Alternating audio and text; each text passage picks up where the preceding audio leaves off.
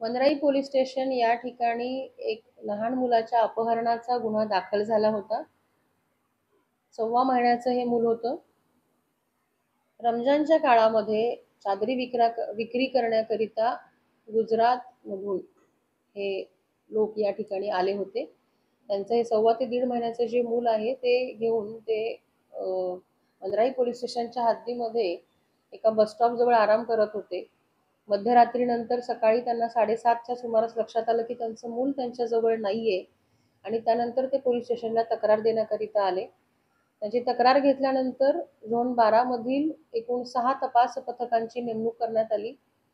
सदर बाबत कुठलीही माहिती नसताना, मुलाचा फोटो नसताना आणि सदरचे जे लोक होते ते देखील त्याच दिवशी त्या ठिकाणी आल्यामुळे त्यांच्याबाबत देखील माहिती कमी असताना सुद्धा आमची ही जी 6 पथकं आहेत, वपोणी राजू माने, त्याचप्रमाणे PSI अजित देसाई, भिसे आणि यांच्या ज्या टीम्स आहेत या सर्वांनी अहोरात्र यामध्ये मेहनत घेतली।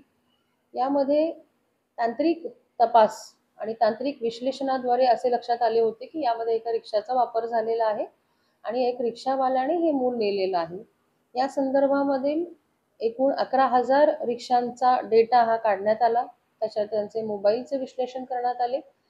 सदर तांत्रिक तपासाच्या विश्लेषणाच्या आणि भौतिक पुराव्यांच्या आधारावरती आमची जी टीम्स आहेत त्यांनी ती रिक्षा ही मालवणीतली आहे हे निष्पन्न केले आणि त्यानंतर त्या ठिकाणी सापळा रचून तो रिक्षावाला, त्याची 2 पत्नी, ते 1.5 महिन्याचं मूल हे ताब्यात घेतलेलं आहे। त्याचप्रमाणे त्यामध्ये आणखीन 2 व्यक्तींचा सहभाग दिसल्यामुळे असे एकूण 4 आरोपी हे अटक केलेले आहेत। त्यांना 13 तारखेपर्यंत पोलीस कोठडी आहे।